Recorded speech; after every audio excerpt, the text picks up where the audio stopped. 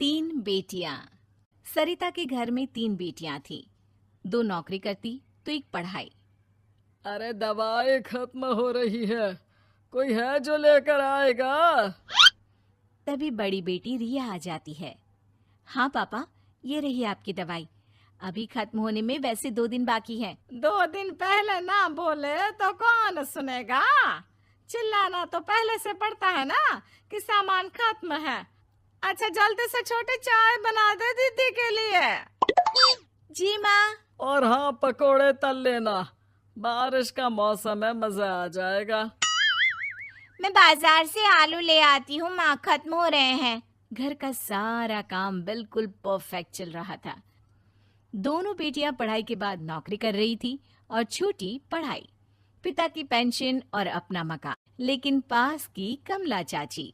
और रियासिया की माँ, तुम लोगों को कितने सालों से देख रही हूँ, परेशान ही देखा।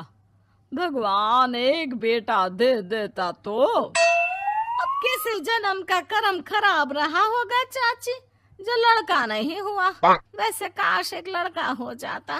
पास छोटी बैठकर पढ़ रही थी। वो माँ की बात सुनकर किताब बंद कर देती है और खिड़की में खड़ी हो जाती है। खिड़की के बाहर रवि, जो कि पास ही में रहता है। अरे छुटकी, क्या सारा दिन किताब में नजर गड़ाई रहती है? मैं नकल करना सिखा दूंगा, तू आराम से पास हो जाएगी। आजा, चलना, सब बाहर खेल रहे हैं। तू तो लड़का है, फिर पढ़ता क्यों नहीं? तेरे सर पर तो माँ पिता की जिम्मेदारी भी है ना। कैसी बात कर रही है यार? जिम्मेदारी मेरी नहीं, पिता की है। पिता की क्या जिम्मेदारी, बता। देख, माता पिता लड़की की शादी के लिए पैसा जमा करते हैं, उसकी शादी कराते हैं, उसे पढ़ाते भी है ना? हाँ, वो तो सभी माता पिता करते हैं। क्या लड़की की शादी नहीं करते? उसकी भी तो करते हैं ना। हाँ करते हैं, लेकिन क्यों, कैसे? सुन, वो लड़के को पढ़ाते हैं इसलिए कि वो बुढ़ापे का सहारा बनेगा। शादी करते हैं कि उसकी बीवी आकर घर संभालेगी। लेकिन बेटियों के लिए कोई स्वार्थ होता है? नहीं ना। तभी तो पैदा होते ही मुंह बन जाता है। अब तू सोच, तू किसी के घर जाए और वो तुझे देखकर मुंह बना ले तो कैसा लगेगा? वो तो पागल होते हैं।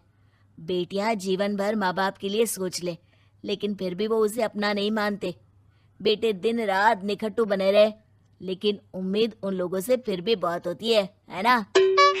चल छोड़ना, तू ये बता कि किस जिम्मेदारी की बात कर रहा था तू पिता की? अरे यही कि अगर बेटे को बुढ़ापे का सहारा और रिटर्न के रूप में देख रहे हैं तो इन्वेस्ट भी तो अच्छा करना चाहिए ना।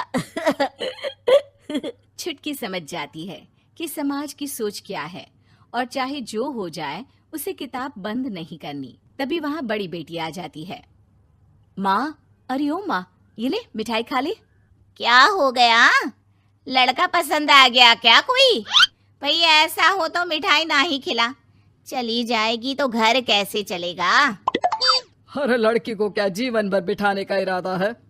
तू बता बेटी, किस चीज की मिठाई खिला रही है, क्या हो गया? अरे पापा, आपको पता है ना, जिस डॉक्टर के अंडर में मैं काम कर रही थी, उन लोगों ने मेरे काम को देखते हुए मेरी स्कॉलरशिप पास करवा दी है। अब अस्पताल में ही क्लास चला करेगी, आगे की पढ़ाई भी और पैसे की कमाई भी। ये तो अच्छी बात है। तू पढ़ जाएगी तो छोटे को भी अपनी राह लगा लेना। बाकी मछली तो वैसे ही ऑलराउंडर है। तीनों बेटियों के बाद भी उन लोगों के घर किसी चीज की कमी नहीं थी। पापा ये लीजिए कार की चाबी, मैंने आपके लिए कार ली है। अब आप कहीं भी जाएं तो अपनी कार से जाइएगा। अरे क्या जरूरत थी? जितना खर्च करोगी दहेज मांगने वालों के मुंह भी उतने ही खुल जाएंगे। तो हम दीदी की शादी ऐसे घर में करेंगे ही नहीं जहाँ शादी के लिए पैसे मांगने की जरूरत हो। अरे जो खुद खड़ा नहीं होगा वो हम लोगों के कंधे में क्यों शादी करेगा? क्यों पापा? अरे शादी में तो दहेज मैंने भी लिया था, तो क्या मैं तेरी माँ के कंधे पर हूँ? खुद की पेंशन है, बेटियां कमा रही हैं, मजे हैं। बस एक मलाल है कि बेटा नहीं हुआ। पापा, जब आपने बोला कि मजे हैं, मैं तभी समझ गई थी कि अगली लाइन में आप यही बोलेंगे कि मलाल है। कोई बात नहीं पापा, फिलहाल आप ये कार लेकर घुमाओ। माँ तुम भी जाओ पापा के साथ। दोनों पति पत्नी बेटी की दी गई गिफ्ट कार में बैठकर घूमने निकल रहे थे कि पड़ोसी बोल पड़ता है। अरे भाई साहब, नई कार, यहाँ तो साइकिल भी बेचने की नौबत है। नजर ना लगाइए भाई साहब, जीवन में कार का सपना पूरा होना हम लोगों के लिए तो बहुत बड़ी बात है। हाँ हाँ, लाखों की कार हम हजारों की कमाई वालों के लिए कहाँ मुमकिन थी, ऊपर से तब जब कोई बेटा भी नहीं है। वैसे भाई साहब, आपकी साइकिल बिक क्यों रही है? भगवान की दुआ से तो आपके 4 लड़के हैं। हाँ हाँ, आपको तो हेलीकॉप्टर से घूमना चाहिए। और खाक हेलीकॉप्टर भाई साहब, अब क्या छुपाना, 2 लड़के तो कुछ कमाते ही नहीं, सारा दिन टीवी मोबाइल में लगे रहते हैं। और बड़े 2 जो किसी तरह जिम्मेदार बने भी हैं, बहू के कहने पर 1 पैसा हम लोगों को नहीं देते, ना इज्जत है ना मान सम्मान।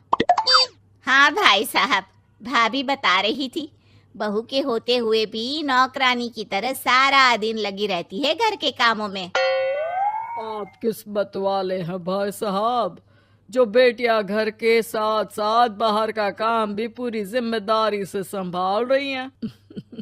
हाँ वो तो है, लेकिन कब तक? एक ना एक दिन तो ससुराल निकल जाएंगी, फिर तो वही हम दोनों और वही पेंशन।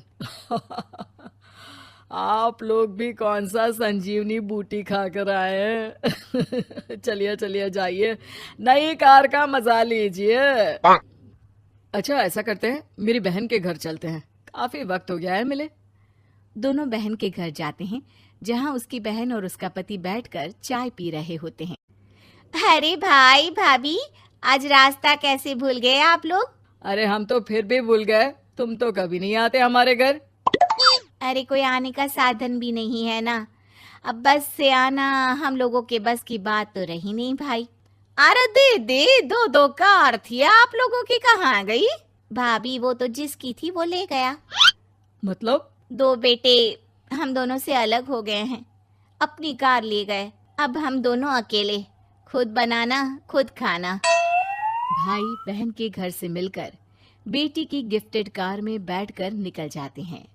काश हम लोगों को भी लड़का हो जाता।